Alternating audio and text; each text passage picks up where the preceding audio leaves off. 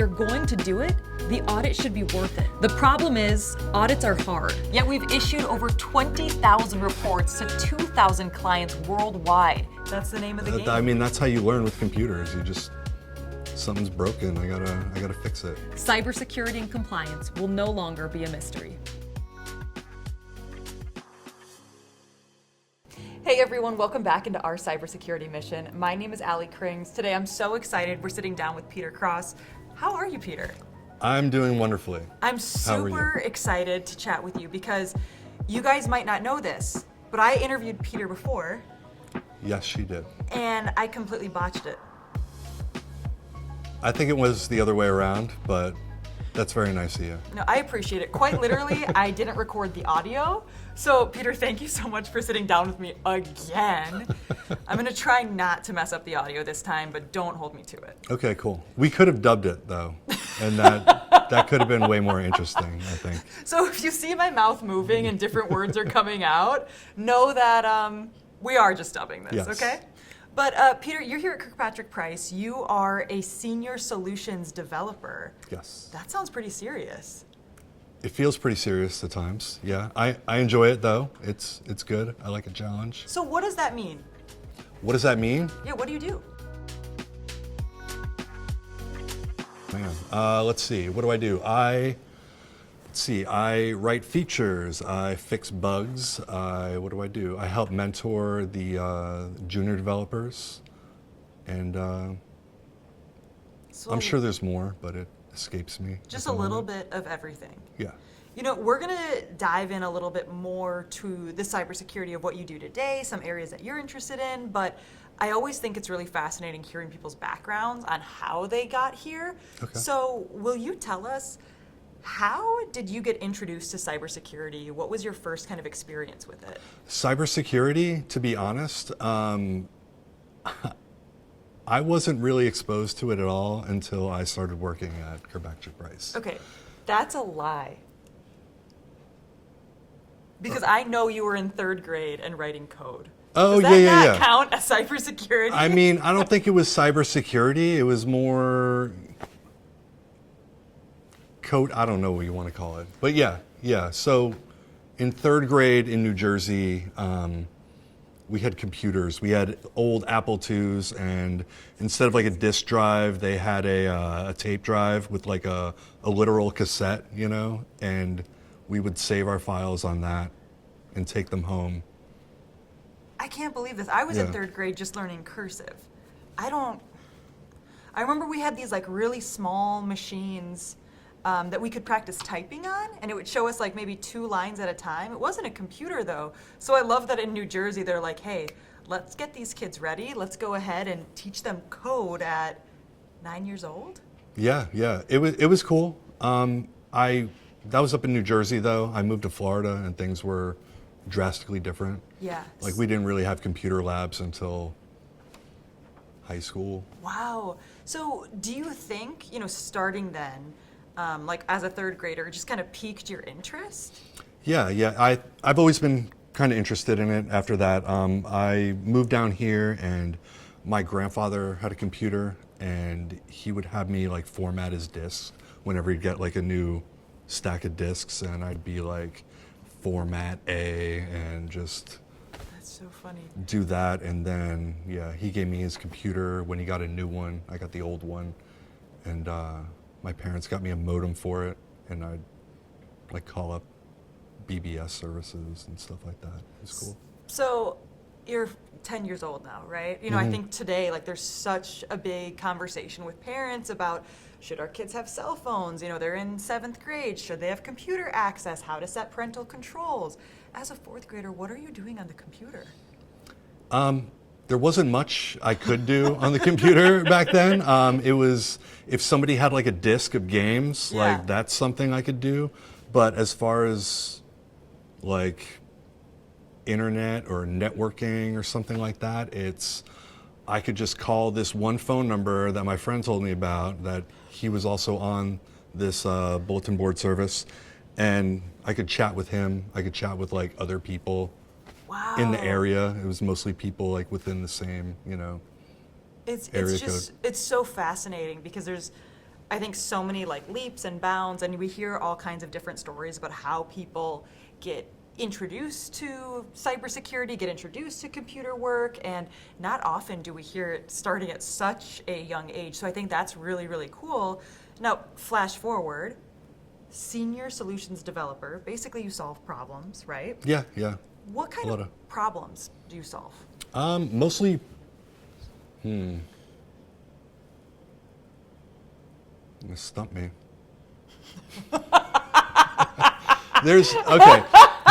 There's all sorts of problems. Like things are always breaking, you know, no matter if you're a great developer or terrible developer, whatever, it's like things are just going to break. Yeah. That's just the nature of technology. And so you got to fix those things. Can I ask you, when you say whether you're a great developer or we'll say a learning developer? That works, yeah. What makes somebody a great developer?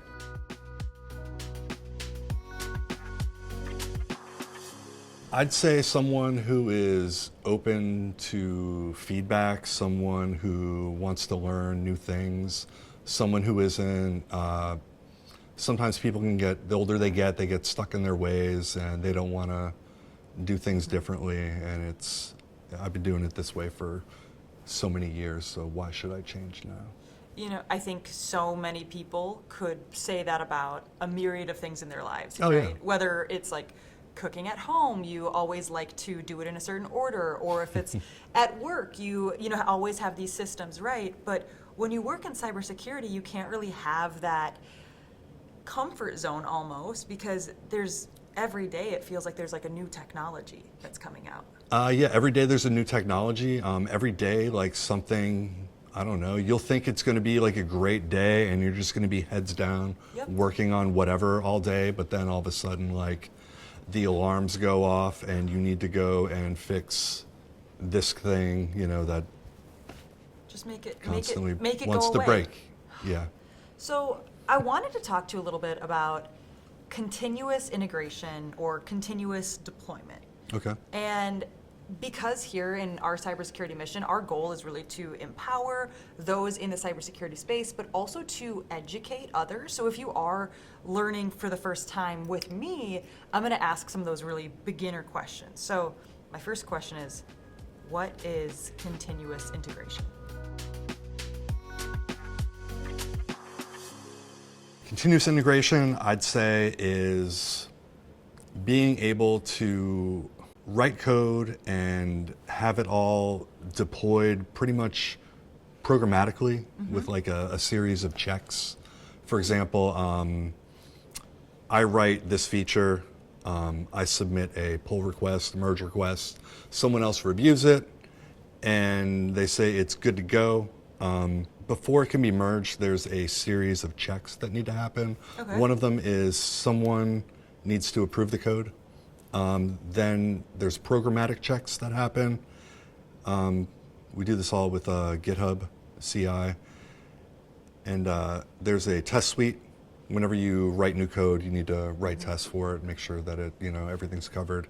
Then there's linter rules, like we have code styles that we follow. There's also, we check for vulnerable dependencies, things like that. Also, we check that the code you've written doesn't have any, like it's a programmatic check that looks at your code and sees if there's any ways for someone to exploit it, pretty much.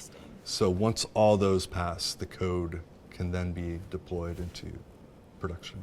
So when you say the word like continuous integration, it makes it sound like, to me, like it's not just a one and done, right? That's why you have this whole checklist. That's why you're going through this. Right. Why can't we, on the back end, just write some code and deploy it? Because we wrote it, right? We know it's good. Why can't we just send it out there and be like, it's gonna work? Yeah, you might think it's good, but say you're working on something that you're not really familiar with. Like we have people who are assigned to different sections of the code base that they are the experts. They pretty much did the first iteration of this code, and we'll have them assigned as like a code owner Oh. a lot of times. Yeah. Like we've got, I don't want to name companies, but we have like different people that we integrate with, and Yeah. say it's like a Salesforce or something like that. Then we've got one guy or a team of people who they're kind of the Salesforce experts. So you don't want to just write the code and YOLO it into production. You want to like have this guy look at it and be like, yeah, this will work. Yeah. What we wanted. And actually test it out too, not just like give it the once over and yep, okay. So- rubber stamp it. Could you tell me about a time where you worked on code, you worked on everything behind the scenes, you're ready to deploy it? Can you tell me about a time that it just went perfectly smooth? I feel like that's, once you get used to how it all works, Yeah. even the bumpiness can seem smooth. I don't know, sometimes you push something up and you get that instant feedback pretty much, like the test suite fails, or you added a new environment variable and that's missing from CI, so that'll fail it. Every once in a while there's some brittle tests which will fail, which means that they only fail in CI and they only fail once in a while. So it's like we'll need to make an issue to have somebody look at those and make them less brittle. So when you're writing this code, you're working on this project, and it does come back and tell you, hey, we've got some red flags here, hey, we have a few brittle pieces. Who are the people, like, is this people on your team that you're like, hey, can you help bolster this? Or how does that work? I mean, pretty much if you're writing the feature and you see the error, and if you don't understand what's wrong, then you obviously reach out to the team, say this is happening. Yep. You gotta open your mouth. But usually you'd end up fixing that. You'd be like, oh, this is something I need to look at. I need to fix this. This is a valid issue. I don't know if you've heard about this new technology. It's called AI. And Yeah. a lot of people are using it. I've heard of it. Yeah, I love AI. I use AI for a lot. It's important to preface that when I say I'm using AI, we have like an organizational AI where it's just KirkpatrickPrice, and it's not going to take KirkpatrickPrice's code and use it to train the models and things like that. So whenever we're using like Office 365 Copilot, or we use GitHub Copilot a lot, which is, they're both owned by Microsoft and they're both called Copilot, and they couldn't be less like each other. It's weird, but they have the same name. For example, like brittle tests. Yeah. There were so many of those, and whenever somebody is like the triage dev for the week, which is like you get to answer Zendesk tickets and you try to make the code base like a better place while you're in there. Yep. AI has been super helpful for, we just put the failures in there because the nature of the brittle tests is they won't fail on your local machine, Right. where you can like see them and fix them. They only fail in CI, which is on GitHub. You don't have access to that like you do your own machine.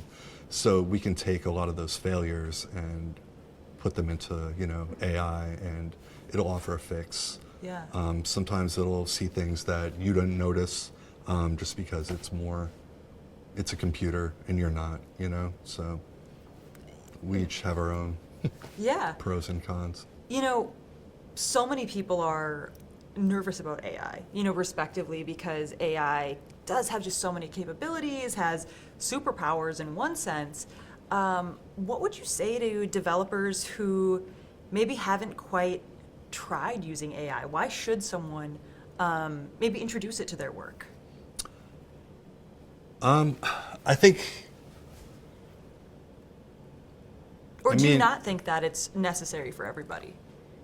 I think it's a good tool. I feel like it's definitely, the way things are moving, obviously, and you don't have to like go all in with AI, but AI can just make you all the more productive just because it can do things so much faster than you can, unless you're like a hacker in the movies and you can just like code things that quickly, which is that what people it's think not real. that you do? Like when you see like your buddies out and about or family members, they just like assume you're kind of like a hoodie hacker? Pretty much. I'm like the only one in the technology space, so yeah, that's what they think. Plus, like I've got logs running on my machine, and they're just scrolling by. It's like it's all not really important stuff, but it's like everything that the server is spitting out locally. So it looks like a lot, but it's not really complicated. It's mostly like views being rendered or something like that. It's nothing so crazy. Yeah. It's not stuff that I'm all taking in and processing in my head. You're breaking the fourth wall, and we know you're seeing it all at one time and just absorbing. Again, part of our mission here is to educate, and so I always like to try to find a way to make this a little bit more snackable and understandable in some ways. Okay. So I'm going to ask you about MySpace, because I think so many of us had MySpace at one point, your top 10 friends or top 8, whatever you wanted to do. Right. But here we are suddenly coding for a social media platform. Can you maybe show us how MySpace and coding MySpace gave us good code, bad code, and how that relates to you? MySpace, I feel like there were 2 main things you could do, and you could just stuff this stuff into any of those text boxes, like the About Me or whatever. It's like you could throw JavaScript, CSS in there. CSS was great. That's how your page looked different than someone else's, and you could do a lot with that. JavaScript, it gave us like, you could put an audio player in there that could pull in a song, play it. I remember my song was "I'm Blue," like da ba dee da. Oh, really? Da. Oh, Yeah, I think it's just a bop. I think there was like a whole documentary about that song. Oh, I feel is like there? maybe, I don't know. I Should be. heard it from someone else so you know how that works. But yeah, the JavaScript in there is like terrible, just because if it's good JavaScript, then that's great. But it could just be just something terrible. Like you could just be script tagged to badsite.com/nefariouscode.js and run it, and then everybody who visits your profile, all those people, It's almost that like code's running. It was like the earliest days of like phishing tests in some ways. Right. The very beginning of it. Except you just don't know. You're just using the site as it was intended. So you're kind of just, So, you've shared examples like you're in 3rd grade learning how to code. Now you're in college with a MySpace. What kind of experience or advice would you encourage other young people to maybe challenge themselves with if they want to learn more about coding or cybersecurity? Because MySpace is not a thing anymore. No, it's not. I mean, I just try to learn some like basic web programming, like HTML, CSS, JavaScript, just writing it. I mean, there's plenty of free, text editors out there. You can learn Vim if you want to be real cool, and use that. But yeah, I don't know, just mess around, build stuff, try to break stuff, try to fix it. That's the name of the game. I mean, that's how you learn with computers. Something's broken, I gotta fix it. And that's how you become a senior solutions And then, that's how developer. So, Peter, I want to say thank you so much for sitting down with us today. It's such a treat to be able to learn from you. Thanks for having me. To all of our friends who've been able to tune in, thank you for joining us. I do want to invite you to join us on our LinkedIn community. It's just our cybersecurity mission.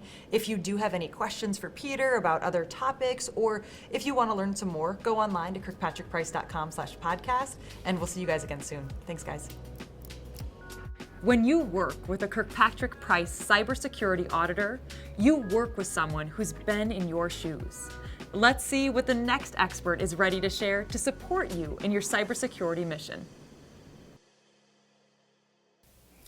I'm Wayne Clement. I'm an information security auditor, and I enjoy talking about configuration management because it provides a means of quantifying how the settings that you have on your systems contribute towards your overall security and compliance goals. A resource I would recommend are the CIS benchmarks. They provide a really comprehensive set of settings and configurations that you can use to harden your systems. They're very accessible and readable by systems administrators and change advisory boards. Today's episode highlights the need for secure application development to achieve our challenging compliance goals. Integrating security in development in your build pipeline will strengthen your applications from attack. Are you ready to join a community of 10,000 people who are working together to elevate the standards for cybersecurity and compliance? It's free to sign up at KirkpatrickPrice.com/podcast or check the show notes and achieve greater levels of assurance today. Thanks for joining us on our cybersecurity mission.